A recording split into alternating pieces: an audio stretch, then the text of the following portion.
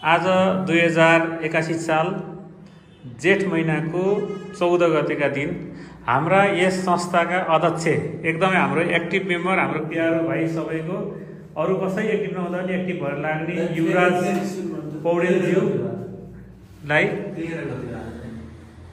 पौडेलज्यूलाई हामीले बिदाई गर्ने कार्यक्रम गर्दैछौँ।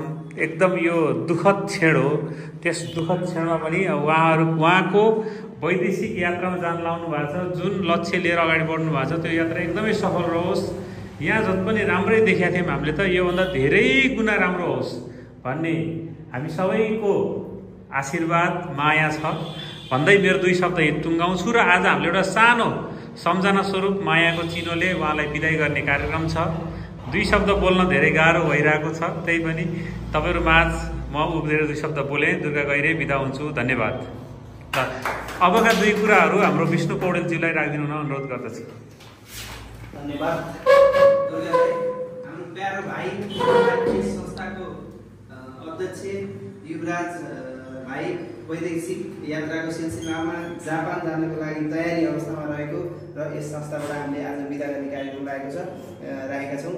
तर बिदा गर्दै गर्दा हामीलाई एक हिसाबले खुसी पनि लागेको छ र एक हिसाबले साह्रै दुःख पनि लागेको छ। यति एक्टिभ संस्थाको लागि धेरै टाइम दिन सक्ने सबै संस्थाका मेम्बरहरूलाई चाहिँ सामाजिक सेवामा अगाडि बढ्नलाई एकदम प्रोत्साहन गर्ने खालको भाइ हाम्रो हामीबाट वैदेशिक यात्राको लागि विदेश जाँदैछन्, जापान जाँदैछन्। यिनको वैदेशिक यात्रा सफल रहोस्, शुभ रहोस्, यहाँभन्दा अझ उच्च सफलता होस् र फेरि आउँदाखेरि यसै गरी भेटघाट गर्न पाइयोस् भन्दै वैदेशिक यात्राको पूर्ण सफलताको शुभकामना दिन चाहन्छु।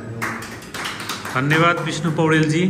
र अब हामी बाँच हाम्रो संस्थाका अरू साथीहरू अब आफ्नो कार्यक्षेत्रले व्यस्तता हुनुभएको छ होला, तैपनि यहाँ भएका हाम्रा साथीहरू किरण दाई, हाम्रो सन्तोष भाइ, हाम्रो श्रीधर भाइ, केही दुई शब्द हजुरले भन्नुहोस्।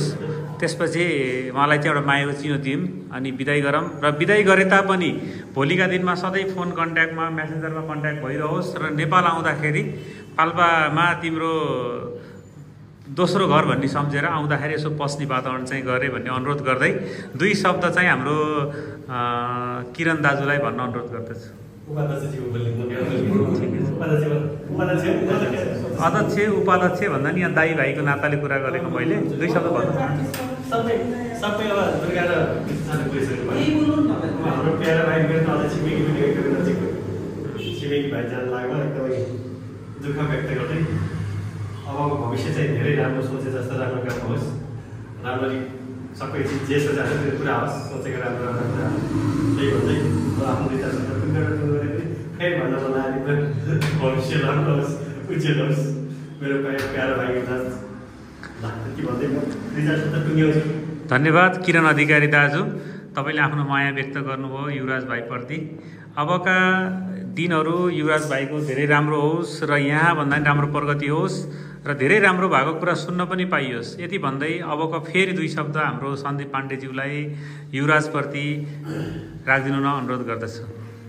सबै कुरा दाइले भनिसक्नु र वैदेशिक यात्राको शुभकामना। फेरि पनि यस्तै गरी यहाँ पाल्पा आएर सबैलाई सम्झिने वातावरण मिलाएर आउनु। शुभ यात्रा। धन्यवाद सन्दीप पाण्डे भाइ। यात्रा सबैको अनिश्चित छ, आज यहाँ भोलि कहाँ त्यो कसैको थाहा छैन। तैपनि हाम्रो युवराज भाइको जापान यात्रा एकदमै सफल रहोस्, सपरिवार सुखी रहन्, सबैलाई माया सद्भाव र सम्झना रहिरहोस् भन्दै दुई शब्द श्रीधर भाइलाई पनि भन्न अनुरोध गरेँ।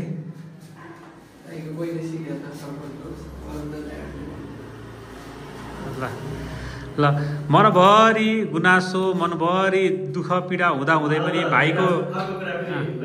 भाइको यात्रा सफल रहोस् भन्दै शुभकामना दिन चाहन्छु युवराज भाइलाई। र प्रदीप सर के भन्नुहुन्छ हजुरले?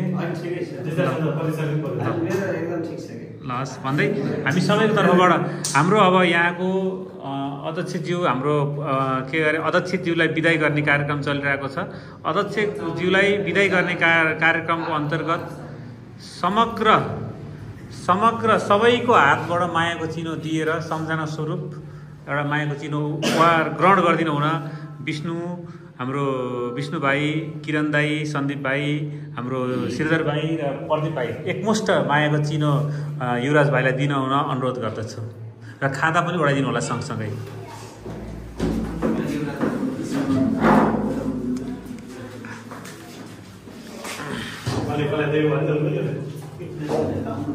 ल खाताको उडाइदिएर ससम्मान गरिदिनु हुन युवराज भाइलाई अनुरोध गर्दछु र मायाको चिनो सबैले छोइदिएर मेरो तर्फबाट पनि उहाँलाई मायाको चिनो एकदम ससम्मानका साथ पवन भाइ पनि आउनु भएको छ। सबैले सम्मानका साथ मायाको चिनो उपलब्ध गराइदिनु भएको छ।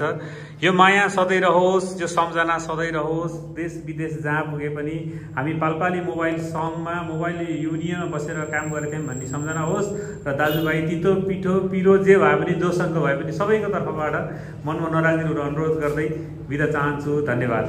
र दुई